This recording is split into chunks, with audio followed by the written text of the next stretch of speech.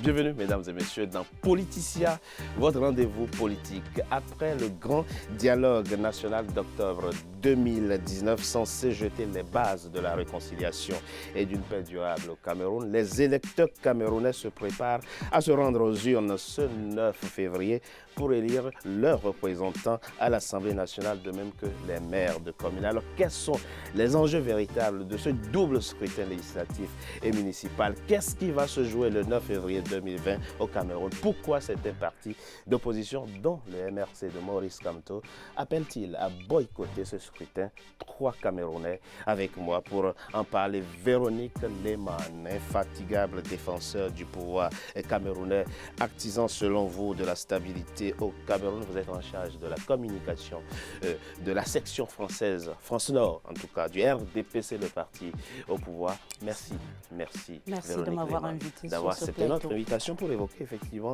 les grands enjeux de ce scrutin. Claude Wilfried Ekanga, vous êtes militant du MRC, le mouvement pour la renaissance du Cameroun, du professeur Maurice Kamto. On connaît votre engagement aux côtés de l'opposant camerounais. Vous nous direz au cours de cette émission pourquoi votre parti, le MRC, appelle-t-il à boycotter le double scrutin prévu le 9 février 2020 dans votre pays, le Cameroun. Vous êtes écrivain et auteur de ce livre que j'ai entre les mains. Tu dois t'impliquer, le récit d'une folle campagne. Dans ce livre, vous revenez, Claude Wilfried Ekanga, sur la campagne électorale de 2018.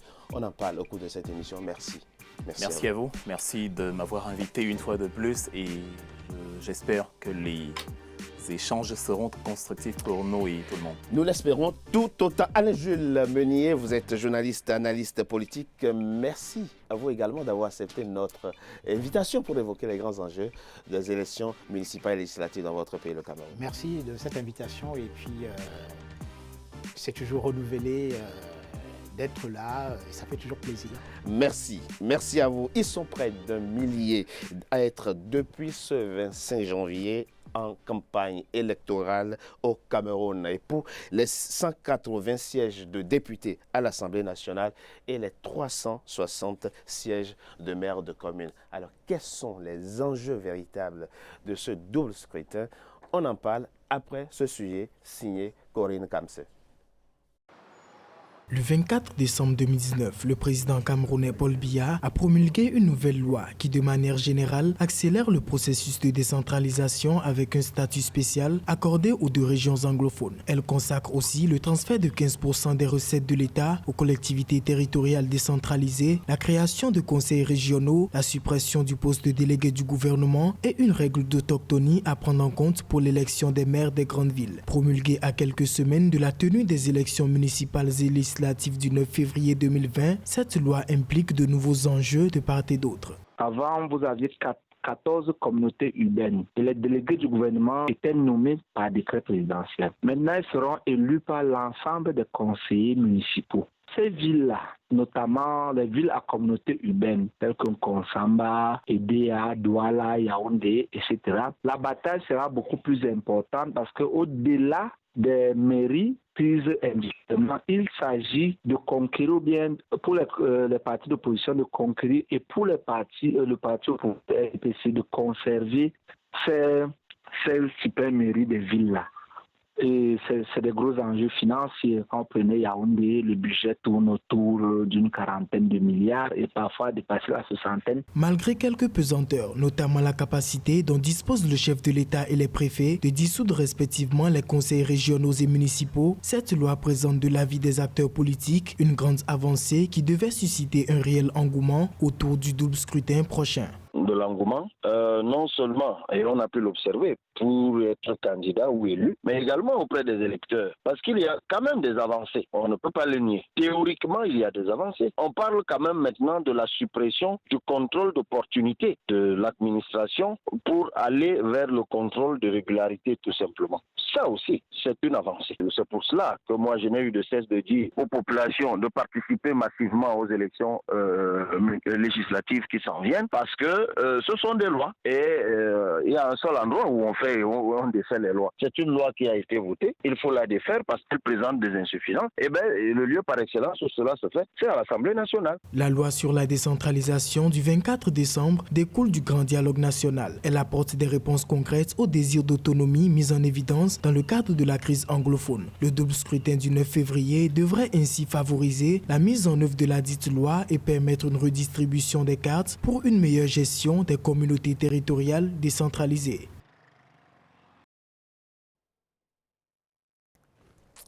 Claude Wilfried Ekanga, mettons-nous en contexte avec le rappel de quelques faits. 4 octobre 2019, le grand dialogue national prend fin dans votre pays, le Cameroun. Il est qualifié de grand succès par le Premier ministre Joseph Dion Ngouté. Christian Toumi, archevêque émérite de Douala, parle lui aussi de grand succès et dit « Nous rentrons chez nous avec dans le sac un gibier ». Il parlait donc de la paix le soir même. Le président Paul Biya ordonne l'arrêt immédiat des poursuites contre 333 détenus, dont Maurice Kamto, le président de votre parti, le MRC. Le 24 décembre, le président Paul Biya promulgue une loi, la loi sur la décentralisation, dont nous reviendrons dans cette émission sur les impacts, les implications concrètes avec notamment le transfert de 15% des recettes de l'État aux collectivités et territoriales. Entre-temps, le corps électoral est convoqué et le double scrutin législatif et municipal est prévu ce 9 février. Pour beaucoup, le Cameroun est sur la voie de la normalisation politique, de la normalisation institutionnelle et du renforcement de la cohésion nationale. C'est votre avis aussi? Si vous arrivez à vous rendre dans les zones anglophones sans forte escorte militaire, ou si les élections se tiennent dans ces zones-là sans l'énorme contingent qu'on y a envoyé, oui, on peut conclure et dire que les choses sont en voie de normalisation. Or, les faits nous disent que non, c'est exactement le contraire qui est en train de se passer. Et donc là, il faut se poser la question. Est-ce que le 4 octobre était un franc succès? Oui, c'était un franc succès, mais maintenant, il faut s'interroger, qu'est-ce qui était le franc succès? Est-ce que c'était le dialogue national ou alors la mise en scène? La mise en scène, elle était parfaite parce qu'il y a un chef d'orchestre qui est Paul Biya et qui détermine le calendrier, les acteurs, la durée et les thèmes choisis. C'est-à-dire, de manière pragmatique, on a observé comment le calendrier était fixé. Il a décidé de qui allait venir et qui n'allait pas venir parce que dans le cadre du MRC, on a libéré les leaders principaux au lendemain de ce dialogue alors qu'on aurait pu les libérer avant. On peut se demander pourquoi. Dans une logique de décrispation, on peut dire j'appelle tout le monde à dialoguer et on va établir à la fin un consensus. Il n'y avait pas tout le monde au Palais des Congrès le 4 octobre 2019. Maurice Kamto oui, effectivement, il était en détention. Oui, et ses proches collaborateurs n'étaient pas là. Ce sont les collaborateurs, en tout cas la présidence par intérim qui a été présente alors que justement, on peut se poser la question pourquoi ne l'avoir pas fait quelques jours plus tôt. Et donc, il y a aussi la thématique, c'est-à-dire qu'on a dit aux gens ce dont ils n'avaient pas à parler. Et il y a aussi les principaux contestataires. Donc quand l'archevêque Christian Toumi dit, chacun a dit ce qu'il pensait, nous avons vidé, nous sommes vidés, nous avons exprimé nos préoccupations et maintenant nous repartons sur de nouvelles bases. Vous pensez qu'effectivement, il n'est pas du tout dans votre logique, hein? Peut-être que ceux qui étaient là ont dit ce qu'ils pensaient. Mais les principaux acteurs de la contestation, ceux qu'on appelle ambazoniens, c'est-à-dire l'épicentre même du séisme, ceux qu'on n'aime pas et ceux qui disent les choses qu'on ne veut pas entendre, eux, ils auraient dû être là. Et eux, ils auraient dû être d'ailleurs en première ligne parce que le dialogue, c'est ça. Le dialogue, c'est on invite celui qui a l'étiquette d'ennemi pour qu'on trouve un terrain d'entente. On n'invite pas ceux qui ne dérangent pas ou ceux qui dérangent peu. Mais il y avait des anciens combattants. Hein. Le président Paul Biya l'avait dit dans son discours en prélude à ce dialogue national. Ceux qui saccagent la République, ceux qui brûlent la République ne sont pas conviés, ne sont pas les bienvenus au dialogue. Et c'est ça la problématique du dialogue. Qu'est-ce que vous allez résoudre en invitant ceux qui ne dérangent pas? S'il y a un conflit, on invite ceux qui ont causé le conflit. Parce que dans une logique de mésentente, on est dans la subjectivité. Autant vous voyez en l'autre le démon, autant il voit en l'autre le démon et son unité de mesure. Vous parlez de mise en scène. Revenons au scrutin, le double scrutin législatif et municipal de ce 9 février. Quel en est l'enjeu pour vous? L'enjeu pour nous, il aurait été l'enjeu que les participants voient, c'est-à-dire reconfigurer la carte politique et poursuivre la vie politique de la nation. Mais maintenant, il faut s'apitoyer sur le contexte. On parle du boycott d'élection du MRC. Le MRC n'a pas vocation à boycotter. Oui. C'est un abus de langage. Ce que le MRC demande, c'est qu'en raison du contexte actuel, on ajourne et on se préoccupe d'abord de l'essentiel. On se penchera sur l'accessoire plus tard parce qu'actuellement, il y a évidemment des régions, justement les 8 régions sur 10 pour ne citer que celle-là, où le scrutin sera compliqué. On reviendra sur les raisons profondes pour lesquelles votre parti, le MRC, décide de ne pas participer à ce scrutin. On retient que pour vous, il n'y a pas grand enjeu. Le 9 février. Bon, on ne va pas caricaturer cela comme ça, mais il faut dire qu'il y a beaucoup de préalables qui auraient dû être faits, même dans les régions en paix, parce que ceux à qui on demande d'aller aux élections actuellement ont été muselés lors du dépôt de leur fiche de candidature. On a les témoignages, les images, on est à l'ère de la communication globale et donc il est difficile de cacher certaines choses. Et donc il y a eu une sorte de malhonnêteté politique qui fait que nous ne trouvons pas ça rationnel de demander à quelqu'un de participer à un jeu où on l'a privé de maillots, de chaussures et de ballons pour imager ça comme ça. Et voilà, on va certainement développer ça au fur et à mesure, mais il y a beaucoup de facteurs externes comme internes qui ont justifié la décision du MRC. Véronique Lehmann, j'ai rappelé un certain nombre de faits depuis le grand dialogue national qui a eu lieu dans votre pays, le Cameroun, et qui se solde par l'organisation le 9 février prochain, donc du double scrutin législatif municipal. Quel en est l'enjeu pour vous?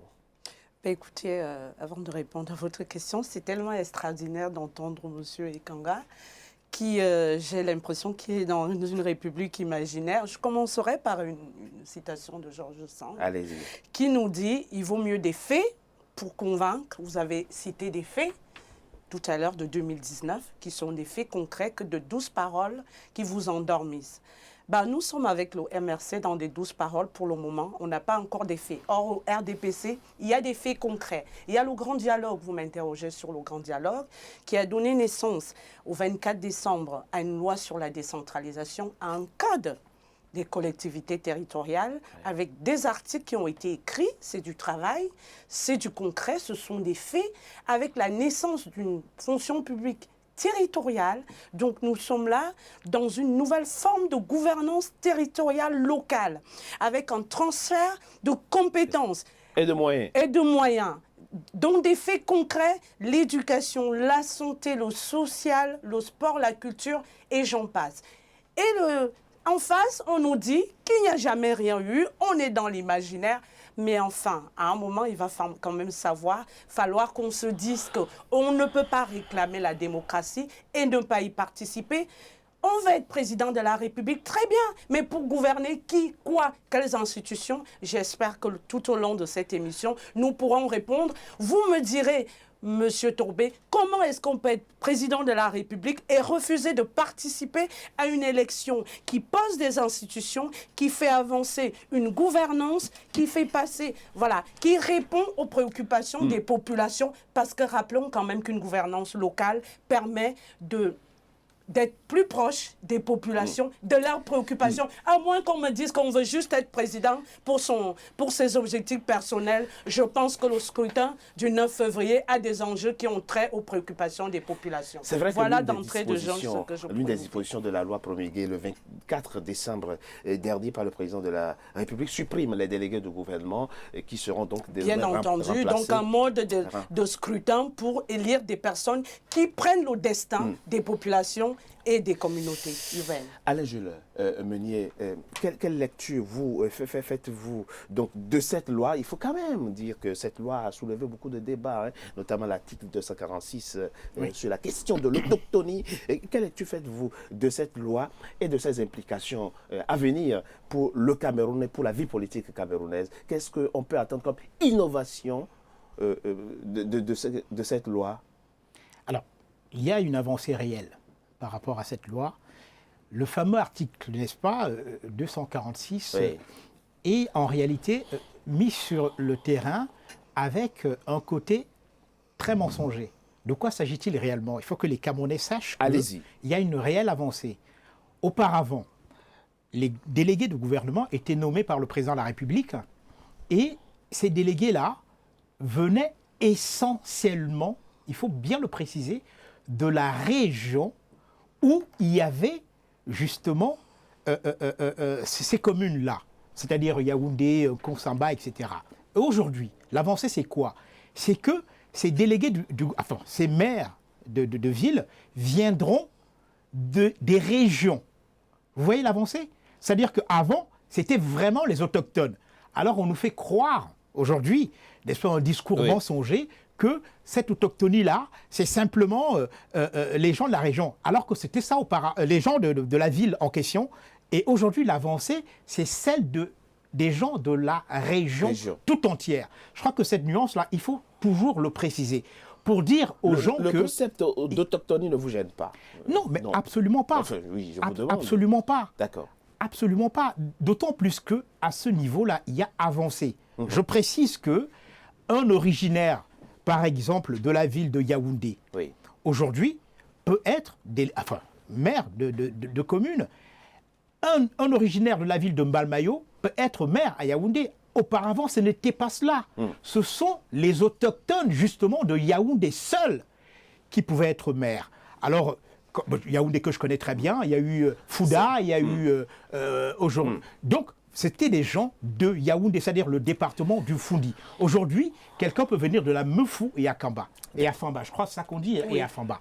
Donc, il faut comprendre qu'il y a une réelle avancée. Et donc, ceux qui se focalisent sur ce fameux article 246 sont dans une dialectique morbide et mortifère et surtout mensongère. Et pour vous, donc, le double scrutin législatif et municipal du 9 février va consacrer davantage une démocratie locale réelle? Tout à fait. Tout à fait. Claude Wilfried et Kanga, vous, quelle est la lecture que vous faites de cette loi considérée par beaucoup de vos compatriotes comme participant de la modernisation de la vie politique et de la démocratie locale au Cameroun? Oui, j'ai l'habitude d'entendre, et c'est d'ailleurs ce qui arrive dans beaucoup de plateaux quand le MRC s'exprime et que la parole vient par la suite. On dit « j'ai écouté ce que le MRC a dit et c'était très amusant ». Bon, j'ai envie de dire à Mme Lehmann qui représente le RDPC sur ce plateau que nous nous amusons de vous voir vous amuser de ce que nous disons. Parce qu'il y a ce qu'on veut faire des faits et il y a les faits eux-mêmes. Si pour vous l'énumération d'articles de Paul Biya, c'est ça la matérialisation des faits, je vous en ai présenté quelques-uns où j'ai dit la militarisation des zones du Nozo en cette période de campagne est un fait. L'incapacité pour le Camerounais moyen de se rendre dans ces zones en ce contexte électoral sans escorte militaire est un autre fait. Vous ne pouvez pas y aller. C'est beaucoup moins paisible qu'à Paris actuellement. Mais la complication du musellement des candidatures, je vous présente un autre fait, M. Gaëtan Gankam, qui, après y avoir reçu une balle dans la jambe le 26 janvier, s'est encore fait molester par le sous-préfet de Kekem. C'est un autre fait alors qu'il voulait déposer ses fiches de candidature. Il n'a pas pu le faire. Donc, on demande aux gens d'aller aux élections en les empêchant d'aller aux élections. Vous avez vu les sous-préfets qui ont déserté les bureaux. Ce sont des faits aussi.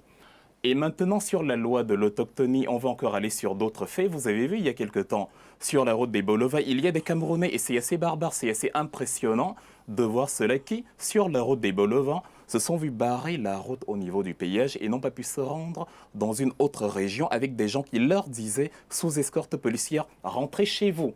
La problématique du Camerounais, c'est de penser que c'est quand il y a la loi ou alors c'est quand il a accès à un poste que ce soit la collectivité territoriale décentralisée ou que ce soit un poste de député, que c'est à partir de là qu'il va œuvrer pour le bien-être des populations, alors qu'il devrait déjà en être capable, même quand il est encore à l'unité lambda. C'est-à-dire quand on n'a pas été en mesure de s'indigner contre le fait qu'un compatriote se voit bloqué pour aller dans une autre zone, dans une autre ville de son pays, et que la police regarde... On ne sait pas les raisons. Hein. Les raisons c'est pour ça que vous me voyez sourire. Nous vivons aujourd'hui, le sourire n'est pas un argument scientifique pour décrédibiliser un argument. C'est impressionnant de vous entendre. On laisse. Essayons de faire la politique autrement. On laisse monsieur Kanga aller au bout de son argumentaire. Je souffre d'entendre ce que j'entends. Essayons de faire la politique autrement. Ils sont en permanence dans l'accusation, dans la condamnation. S'il vous plaît, on a besoin puisqu'il évoque des mais dans la condamnation et dans l'accusation permanente, c'est fatigant. S'il vous plaît, la politique autrement, c'est on accepte d'entendre ce qui ne nous plaît pas. La politique autrement, c'est on n'interrompt pas l'avis contradictoire parce que je ne l'ai pas fait quand vous vous êtes exprimé. Or, ça ne me plaisait pas outre mesure, ce que vous disiez. Le fait, aujourd'hui, on est au 21e siècle, c'est-à-dire on a des éléments en direct. On n'est plus à l'ère des tergiversations où chacun revenait avec sa version des faits. Il y a un proverbe qui dit « à beau mentir qui vient de loin ». Nous avons suivi en direct, comme vous avez certainement suivi en direct. En gros, le contexte global, social et politique au Cameroun aujourd'hui, selon vous, ne permet pas la tenue sereine d'un scrutin. C'est pour ça. Pour revenir à la fameuse loi, nous trouvons dangereux que dans un contexte où des gens disent que le Cameroun est un et indivisible, ils soient encore dans des petits éléments comme ça, comme à Sang-Mélima, où on a dit à certains, oui, mais laissez le métier de mototaximène aux autochtones de Sang-Mélima. Dans la même région, on dit, vous ne passez pas, c'est un fait, ils ne sont pas arrivés à Ebolo. Vous pensez qu'on peut être de Yaoundé et Mea Fumban? Oui, j'aimerais bien cela. C'est-à-dire quand on veut, dans un contexte aussi dangereux que le nôtre, où on vit sur des braises et où on prône un Cameroun un et indivisible, on doit pouvoir dire à celui qui est à Kousséri, nous te donnons la possibilité, parce que les Camerounais doivent communiquer entre eux. La politique doit être un melting pot, une symbiose. Nous te donnons la possibilité d'être maire à Yaoundé parce que le chez toi, c'est partout. On ne veut pas que tu naisses déjà et que tu saches qu'il y a des métiers qui pour toi sont impossibles. Par le hasard de la naissance, en l'occurrence, admin n'est pas un métier, en l'occurrence, c'est un poste. L'exercice de la politique, oui, on est d'accord. On est tout à fait d'accord, on se comprend, tout à fait. Mais écoutez, je propose qu'on marque une coup de pause, on a bien compris, et on reviendra dans la deuxième partie évoquer les raisons pour lesquelles le MRC, mais pas seulement, il y a d'autres partis d'opposition, appellent à boycotter le 12 scrutin prévu le 9 février 2020 au Cameroun. À tout de suite. Combien?